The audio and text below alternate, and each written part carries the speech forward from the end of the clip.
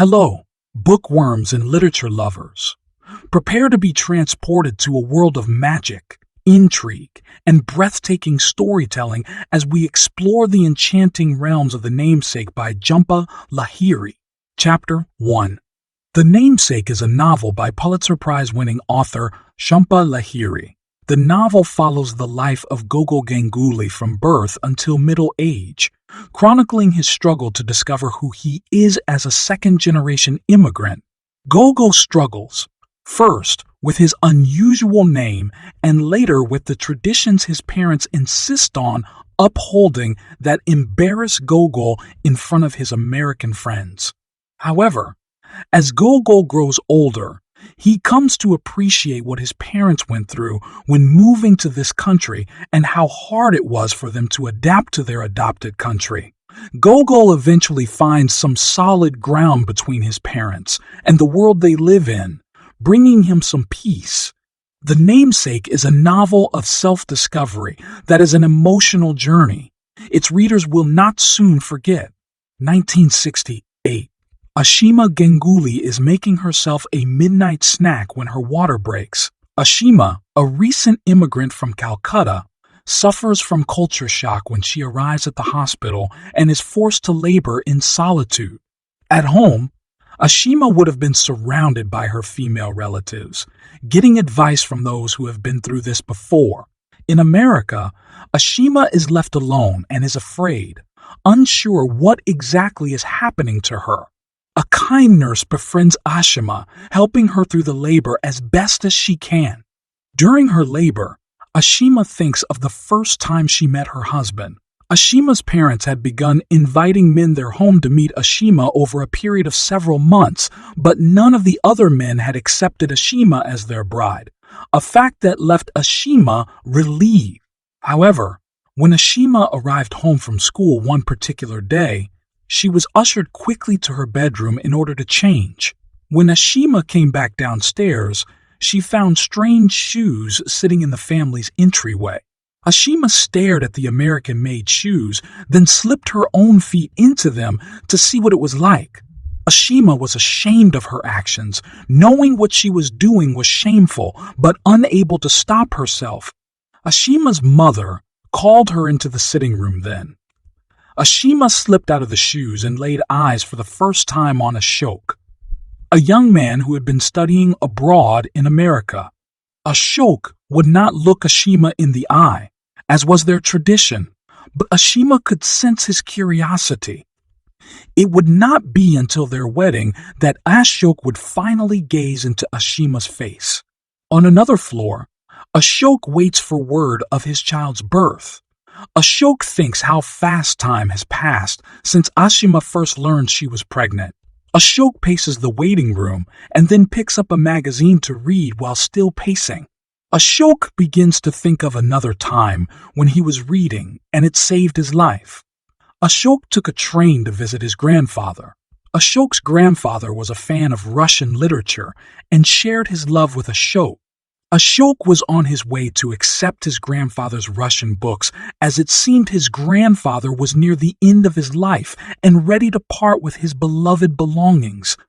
On the way, Ashok met a man who had traveled to London, an American, and who made Ashok promise if he ever had the chance to travel, he would not allow anyone, not even his wife, keep him from it. Afterward, the man climbed into the bunk. Ashok was to have slept in while Ashok read a short story by Russian author Nikolai Gogol. In the middle of the night, while Ashok was still reading, the train derailed and crashed. Ashok was saved when rescuers caught sight of pages of his book flying from his slowly released fist. During his long recovery from his injuries, Ashok swore he would one day travel the world and he would not let anyone stop him. Chapter 2. The baby is born early the next morning. A name must be chosen for the child, but Ashok and Ashima have decided to give this honor to Ashima's grandmother, who has named all the children in her family. They are not concerned that they have not received the letter the grandmother mailed a month ago, because in the tradition of Calcutta, they believe they have several months to wait. However, they soon learn that the child must have a name for his birth certificate before he leaves the hospital. In their tradition, they decide to give the child a nickname that will work for the birth certificate and then change his legal name when the letter arrives from the grandmother. Ashok decides the nickname should be Gogol, after the author of the story he was reading the night of the train wreck. Ashima agrees. Ashima and Ashok take the baby home in the company of their few Indian friends, a young couple their own age and a professor from MIT. Their landlords, a hippie couple named Judy and Alan Montgomery, come down to see the baby. The Montgomerys give Ashima and Ashok some baby clothes and furniture for Gogol. After everyone leaves, Ashima tells Ashok she cannot handle raising this baby in America. Ashima desperately wants to go home to Calcutta, where her family would help her. However, Ashok likes living in America and does not intend to return to Calcutta anytime soon. After a few days, Ashima falls into a routine with the baby and finds that she actually enjoys taking him out for walks, where people stop her and ask about him. Letters begin to arrive from family and friends in Calcutta, congratulating them on the birth of their son. However, the letter from Ashima's grandmother does not come. By the time Ashima decides the letter is lost and sends a request that it be sent again, they receive news that Ashima's grandmother has suffered a stroke and no longer remembers most of her relatives, let alone the names she picked for Gogol. Ashima is saddened by this news. However, Ashima and Ashok begin making many Indian friends who become like an adopted family, making it easier for Ashima to adjust to her new country and the absence of her family. When Gogol is 6 months old and it is time for his traditional rice ceremony, she and Ashok invite these Indian friends to stand in for their family. It is a festive ceremony and Gogol eats everything he is offered. However, Gogol refuses to choose a profession by picking from the assortment of symbolic items he is offered, already rejecting his destiny. After Gogol turns a year old, Ashima and Ashok decide to visit Calcutta. Ashima spends several months preparing for the trip, making a sweater for her father and buying souvenirs for her other relatives. However, a few weeks before the trip is to take place, Ashima and Ashok receive a phone call from Ashima's brother. Ashima's father has died. Ashok arranges an emergency passport for Gogol. Forced to use his nickname rather than a proper name due to the rush, the Ganguli family flies to Calcutta 6 weeks earlier than planned. Ashima reluctant rather than excited because she is afraid to see her family in the grips of grief. Chapter 3, 1971. After Ashok finishes his studies at MIT and is offered a professorship at a college outside Boston, the Ganguli family moves. At first, they live in university housing, but soon decide to buy a home of their own. Ashima and Ashok decide on a 2-story colonial in a new subdivision. Gogol will have great memories of playing in the mud of the unfinished yard and chasing salamanders around the rocks. When Gogol is 5, it is time to enroll him in kindergarten. Gogol is sick the first week because he does not want to go to school. Gogol's father has told him that he will be called by a new name at school. Since the grandmother's letter was lost, Ashok finally took it upon himself to pick a name for his son. Ashok picked Nikhil because it is a traditional Indian name and because it sounds similar to Nikolai, the author Gogol's first name. When Ashok takes Gogol to enroll in school, this is the name he instructs the principal and teachers use for Gogol. However, after Ashok leaves, the principal discovers that Gogol does not respond well to this name. Since Gogol is his legal name, the principal decides this is what they will call him. The following May, Ashima gives birth to a daughter. This time, Ashima and Ashok are prepared with a proper name already chosen for their child. They will call this child Sonali, which will eventually be abbreviated to Sonia. Gogol is thrilled to be a big brother and delights in playing with his small sister. Ashima and Ashok, again making a great deal of friends from the growing Indian population in Boston, begin to socialize with these friends, sharing Sonia's rice ceremony with their friends as surrogate family members. Already, Gogol begins to rebel against his parents' insistence on keeping their home traditional. Gogol insists on having an American meal twice a week and talks his mother into making him bologna sandwiches for his lunches. In exchange, Gogol attends Bengali lessons twice a month to learn how to write in his parents' language. Gogol has also begun to notice the oddity that is his name. At first, Gogol loved his name. However, the older Gogol becomes, and the more people have trouble pronouncing the name or commenting on its origin, the more Gogol begins to notice how different his name is from that of the other children. During a field trip to visit the home of a poet, Gogol is taken to a cemetery where the children are allowed to make rubbings of the names. Gogol finds as many odd names as he can, finding some recognition in these odd names.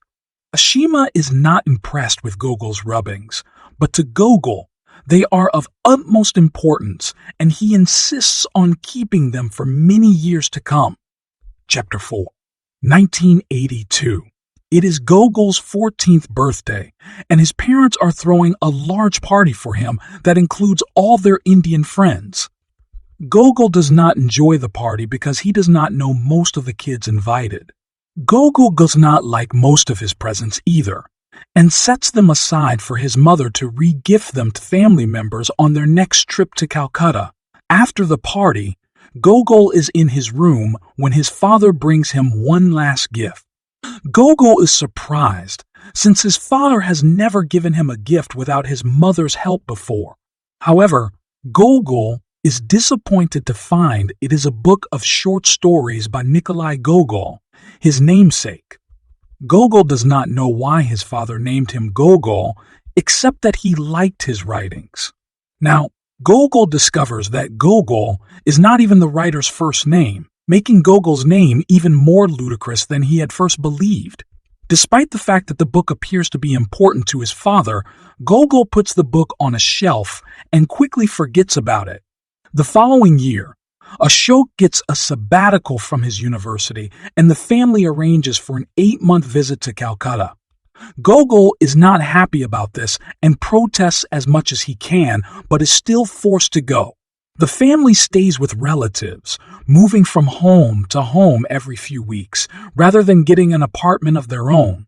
There is little for Gogol and Sonia to do during the day, so they spend a great deal of time alone together, listening to mixed tapes on their Walkman. As a surprise, during the summer, Ashok arranges for the family to visit Delhi and the Taj Mahal. For once, they are on a real vacation, using credit cards, staying in hotels, and relying on translators to get along. However, upon returning to Calcutta, Gogol and Sonia get sick and spend several weeks recuperating. Soon, the family returns to America, and Gogol is relieved to return to normalcy.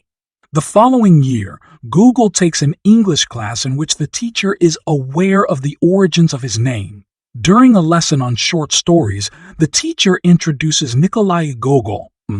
Gogol learns that Nikolai Gogol was depressed most of his life and killed himself by refusing to eat. Gogol is even more embarrassed of his name upon learning these facts and refuses to read the Nikolai Gogol story assigned to the class.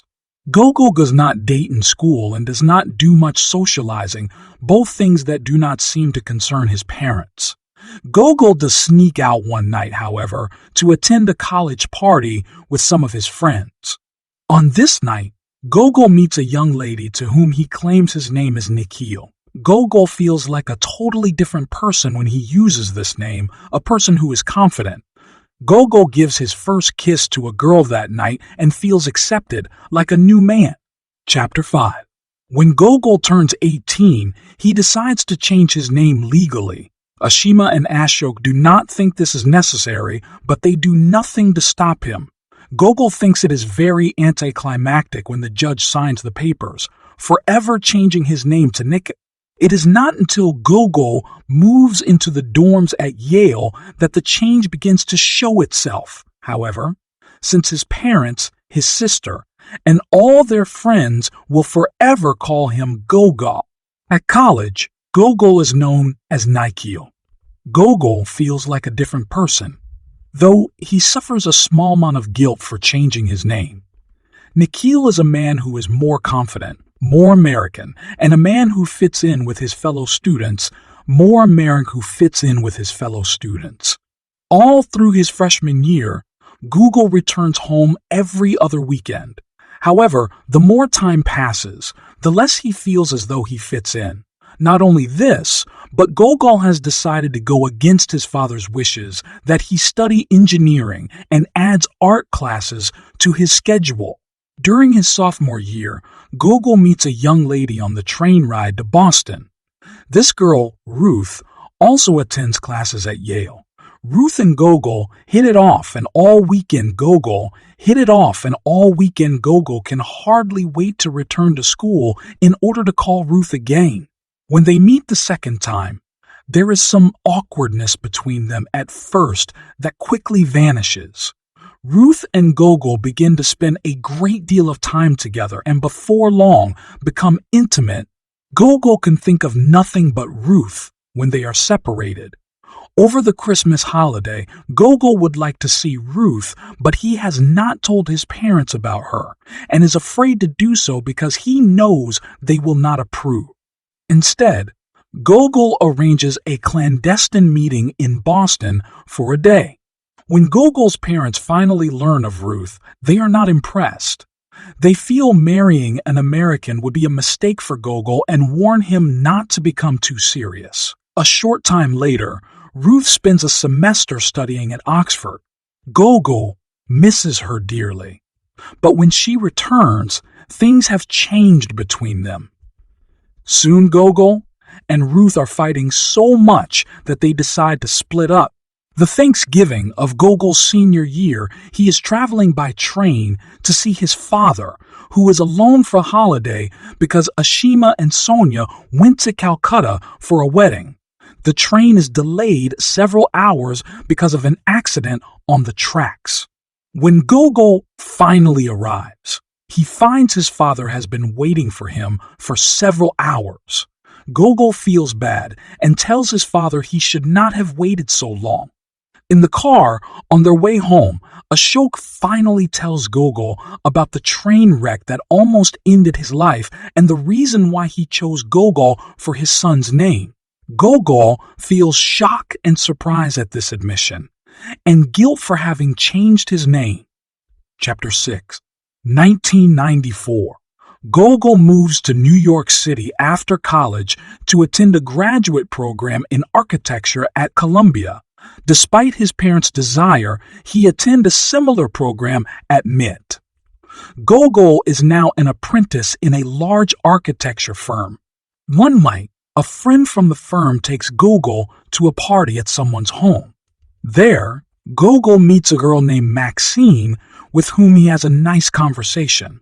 Early the next morning, Maxine calls Gogol and invites him to dinner at her parents' home.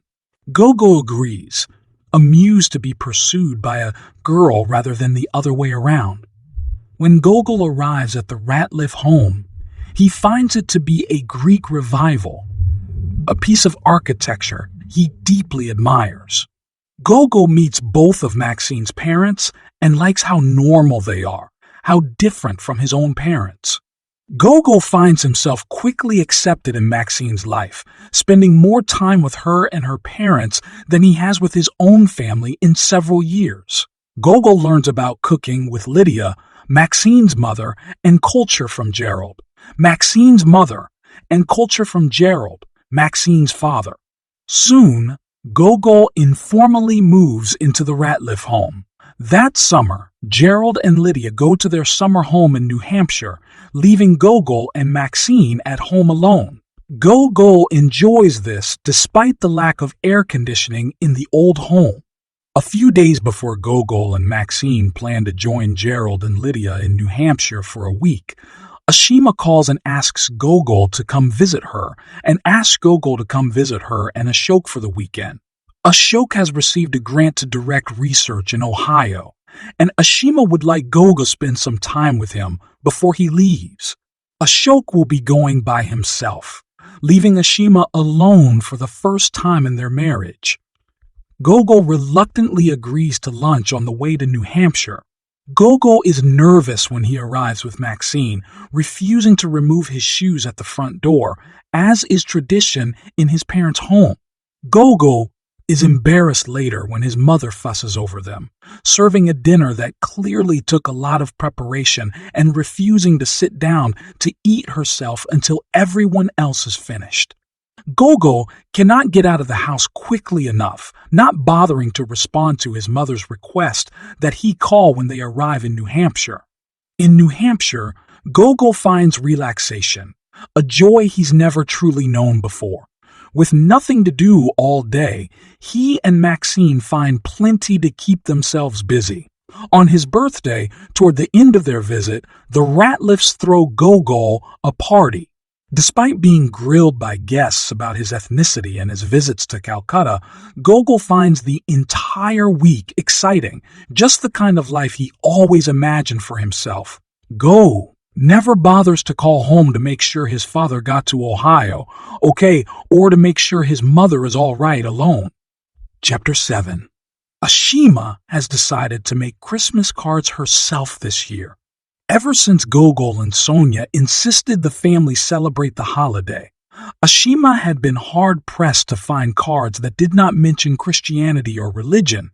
So this year, she has decided to create her own cards with a drawing from one of her father's letters she saved long ago. Ashima has adjusted to living alone over the past few months, though she misses the noise of her children and the company of her husband. Ashima does not understand why her children felt the need to move so far away. Gogol in New York and Sonia in California, but she knows it is important for them to find their own identity. So she tries not to fight their choices.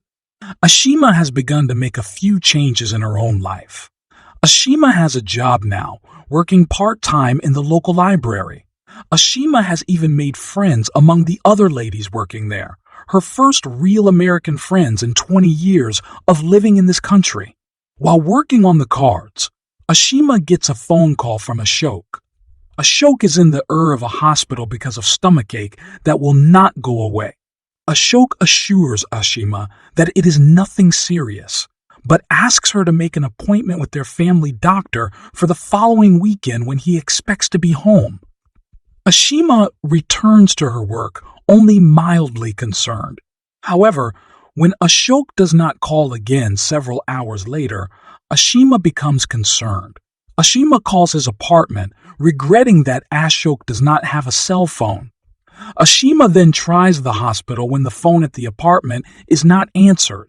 After a short time, Ashima speaks to a woman who claims to have been an intern who worked on Ashok.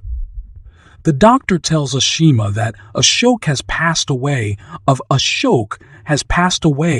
a massive heart attack. Gogol is getting in late at the Ratliff home when he learns that his mother has called several times. Annoyed, Gogol does not rush to call her back. However, the phone rings again, and this time it is Sonia. Gogol takes the first flight to Ohio in order to identify his father's body. After leaving the hospital, Gogol goes to his father's apartment and empties it out before returning to Boston. Gogol stays with his mother and sister for several weeks, ignoring Maxine's pleas to allow her to come be with him and to encourage him to return to New York. Gogol embraces his family's traditions, eating a mourner's diet and helping his mother and sister pick out a funeral picture of his father. The body is cremated in Ohio, as is their tradition, and the ashes are aside to be scattered in India. Finally, Gogol is forced to return to work in New York. On the train ride, he thinks of his father and of a special time they spent together when he was a child, full of regrets for missed opportunities the past few years. Chapter 8. A year later, Gogol is still in New York, but his relationship with Maxine has ended. Gogol's mother begins to call him, suggesting he call a family friend's daughter Malsumi.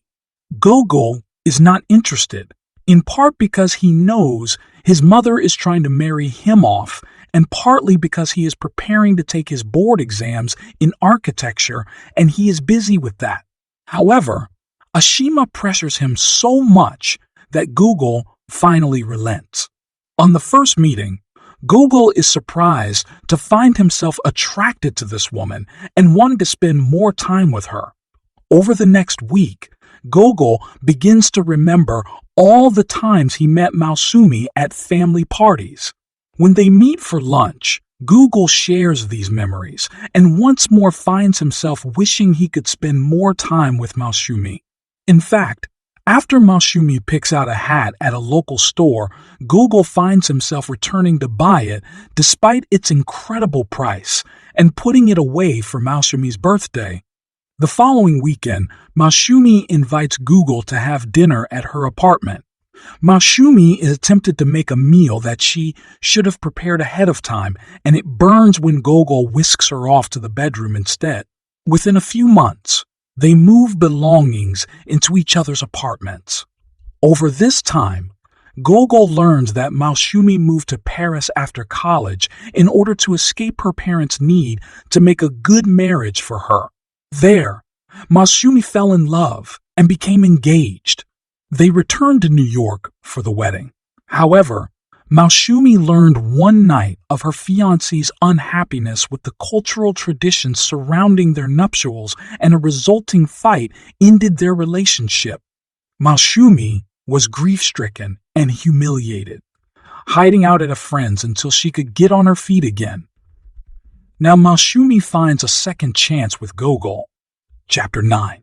They marry within a year in a traditional wedding their parents have planned for them at the Doubletree Hotel in New Jersey. The ceremony itself is highly traditional, but Malsumi refuses to wear the traditional clothing for the reception, putting her own spin on things.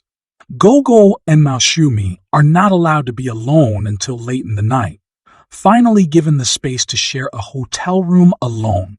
After Malsumi has a shower, they open their cards and total up the large amount of money they have been given in checks. Gogol and Malsumi use the money to put a down payment on a small apartment in the city. In March, Gogol and Malsumi travel to Paris, where Malsumi has been invited to deliver a lecture. In the first few days, Gogol feels as though he is in the way with Malsumi and her friends. Finally, Gogol decides to spend his days alone, visiting sites in the city. However, this leaves him feeling left out of Malsumi's life. When they return to New York, Gogol and Malsumi attend a party at the home of a friend. Gogol is bored and lonely during this party, not fitting in with Malsumi's friends. The conversation surrounds baby names since the host is expecting her first child. This bores Gogol, despite his own drama over his name. Gogol escapes the party and finds the hostess's husband in the kitchen cooking. While discussing whether or not Gogol and Malsumi should move to Brooklyn, Gogol learns that it was in this house that Malsumi lived while grieving the loss of her fiancé. This leaves Gogol feeling out of place in his wife's life. Chapters 10, 11. 1999. Now Malsumi is the one who feels out of place. Malsumi won a fellowship to Paris, but turned it down without telling Gogol about it. Malsumi is discontented as a result. When Gogol and Malsumi celebrate their first wedding anniversary, Malsumi is unhappy with the entire evening, beginning with the gift Gogol gave her, the restaurant where they dine, and the time they spend alone. One morning at the university where she works as a teacher's assistant in the French department, Malshumi is sorting the mail for a secretary who mysteriously passed away and finds a resume from a man she once knew. This man, Dmitri, is a friend she knew in high school whom she had an unsatisfied crush on. Malshumi writes down his number, unsure what she intends to do with it. Malshumi goes home that night and searches for a book Dmitri once gave her. The next day, Malshumi calls Dmitri. They begin seeing each other several times a week, at first as friends, but quickly becoming lovers. At first, Malshumi is ashamed and filled with guilt, but after a while, the guilt fades. Malshumi increases the amount of time she spends with Dmitri. Malshumi has gone out of town, and Gogol is left alone in their apartment. The heat is off, so Gogol goes into the office to work on a drawing that is due soon. On the way home, Gogol decides to buy a Christmas gift for Malshumi, but he does not know what to get. Gogol looks in several stores, but finds nothing that suits his needs until he sees a travel book in a bookstore. Gogol decides a trip to Italy would be the perfect gift for both he and Malshumi. Then Gogol heads home, stopping to get some groceries because he knows Malshumi will be hungry when she gets home. Chapter 12, 2000. Ashima has decided to sell the house now that her daughter is engaged to be married. Ashima will live in Calcutta with her brother for 6 months out of the year and return to America to spend 6 months between the homes of her children. Ashima feels free for the first time in her life, though leaving the house makes her feel as though she is leaving Ashok behind for the last time.